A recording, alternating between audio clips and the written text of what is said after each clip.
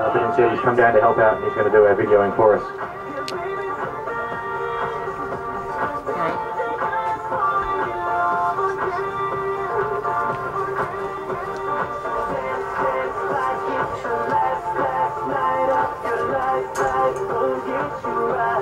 So he gives the flag and racing underway now.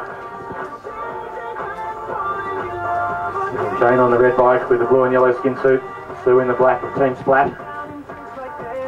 Jane's obviously drawing the lead. Again, this is a rematch of their final that they raced last month at round 1.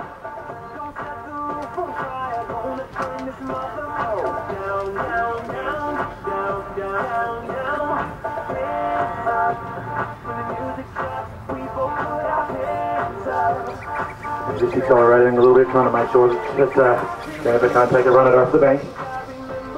And picking the pace up to try and pull Jen down, and she does. Jen has to come off the bank if that happens. You can see Jane stomping on the gears there, trying to get a bit of speed going. Jennifer now up onto her wheel. Remember, this is 2 laps to go. This is a 607 metre track, so, sorry, 307 metre track, so 2 laps is 614. It's quite a long way. Jane at the moment leading out Jennifer. And the pace on with a lap to go. Has Jen got the ability and skill to make the pass?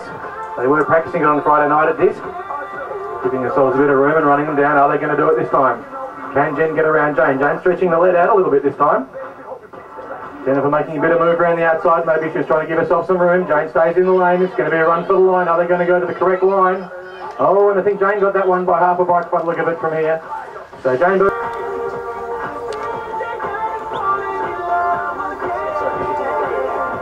So Sally on the green Devere, first generation. And Meg, very new to this, Meg leading it out. She's never done this before, but she's watched a bit of it, and that certainly does help.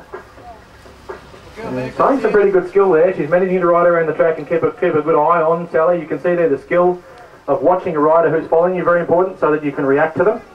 If they make a move and jump clear of you, and you're not watching, it's all over Red Rover.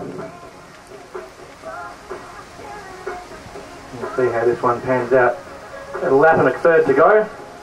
Meg just picking up the pace there a little bit. Sally following her close.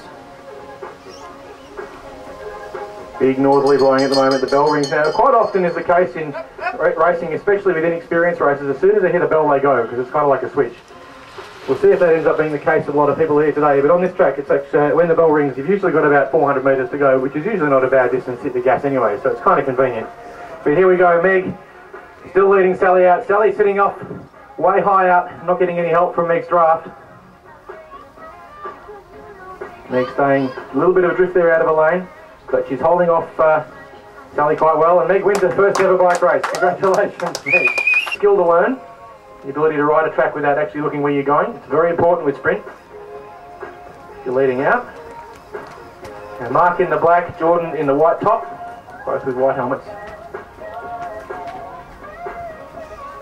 Jordan, a very promising developing young junior, one of a squad of under 17s coming through Blackburn. It's fantastic to see the amount of them that we've got in the club at the moment. It's a real tribute to the development program that Blackburn's running with bringing up riders, in particular junior females. There's a lot of them coming through now, which is very, very healthy for the sport. Mark rolling around, just keeping an eye on George. George rode the last 2 rounds of the National Junior Track Series with some considerable success, learning a lot, and her skills and ability to cope with pressure are rapidly improving. Mark keeps the pace right down. Jordan wants to stay behind him. A lap and a half to go.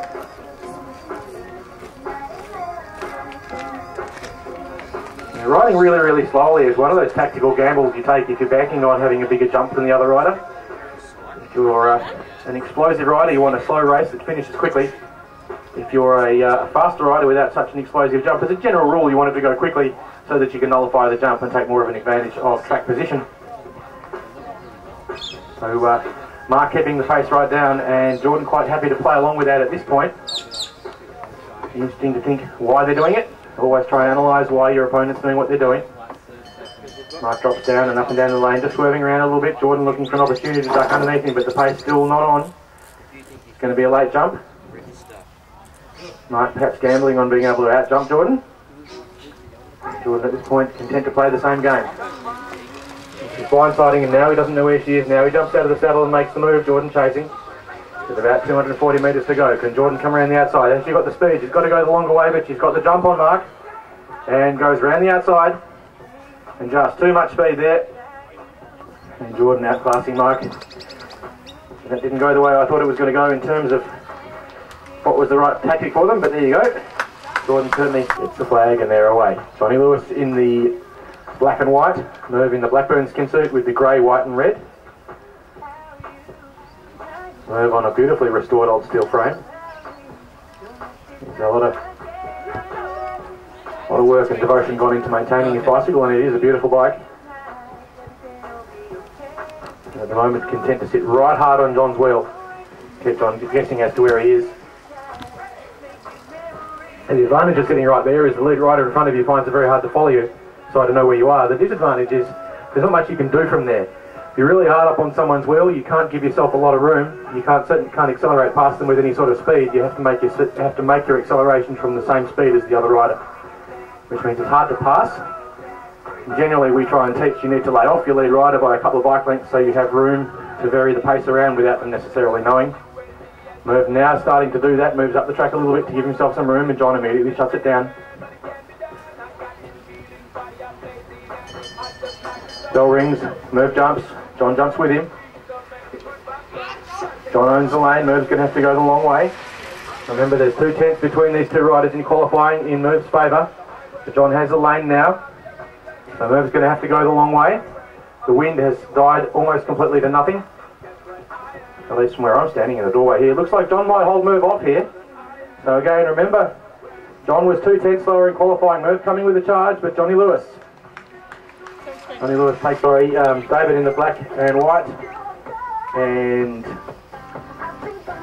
Jacob in the pink, blue and white quick cycle. And Jacob back recently from the National Junior Track Series, where he had a very spectacular crash but came out of it pretty much unscathed. And he's half-wheeling in front of Dave Thomas at the moment. Now things settle down to a normal position. Dave's in a very vulnerable spot at the moment because Jacob has height and position on the track. And unless he's tempting him to try and lead him out, that's a pretty bad place to be. From now he's fixed that up and got in front of Jacob, not giving him room to duck under. And Jacob's trying to ramp the pace up around the outside. It looks like I have a volunteer to yap for me, and I think Ed is going to do the commentary from here on. Thank you very much, Ed.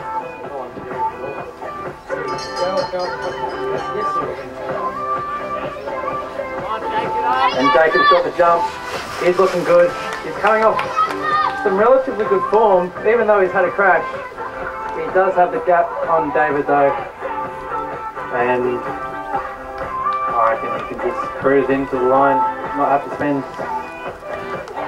energy, and he rolls into the line very nicely. Well done, Jacob. Well done, David.